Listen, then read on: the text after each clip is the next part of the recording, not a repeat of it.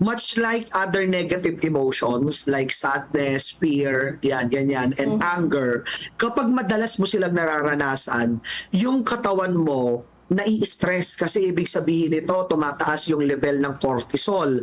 Cortisol is a stress neurotransmitter or stress hormone rather doon sa sistema natin sa katawan natin. At kapag ka po mataas lagi ang cortisol sa ating katawan, yung mga namana nating sakit-sakit sa ating mga ninuno ay pwedeng lumabas.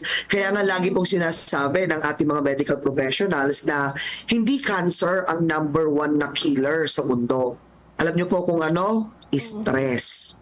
At ang anger ay malakas magpa-stress.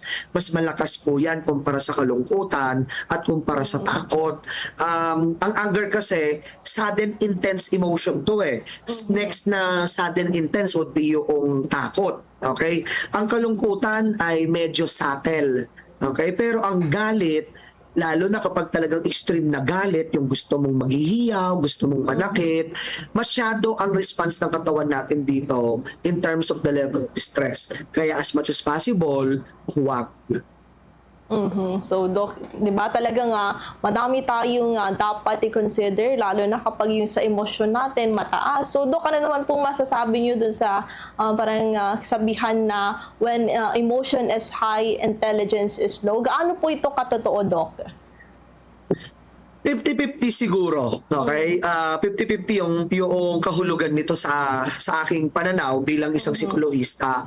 Kalahati ay oo, kalahati ay hindi. Kalahati ay oo kasi ibig sabihin nito, hindi mo nakikita na hindi ito yung tamang paraan para i-express yung galit mo. Halimbawa, nagtatrabaho ka.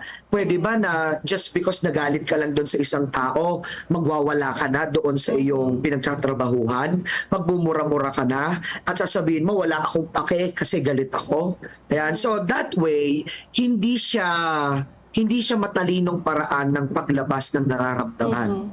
Okay? Ngayon, on the other hand, matalino ka in the sense na nagagalit ka kasi alam mo na may galit kang naramdaman doon sa karanasan na pinagdaanan mo. Pero alam mo na itong galit na to ay pwedeng mawala at dapat mong mahawakan ng tama. So, papaanong paraan? Pwede mong sabihin sa tao na nag-trigger sa'yo na hindi mo nagustuhan ng tama o hindi mo nagustuhan ng gusto at para sa iyo ay hindi tama yung nangyari between the two of you. Halimbawa, yan yung tinatawag natin na emotional intelligence. Okay? So, pwede ka naman kasing magalit nang hindi ka humihiyaw, nang hindi ka nagwawala. That way, na-express mo ng tama yung galit na meron ka.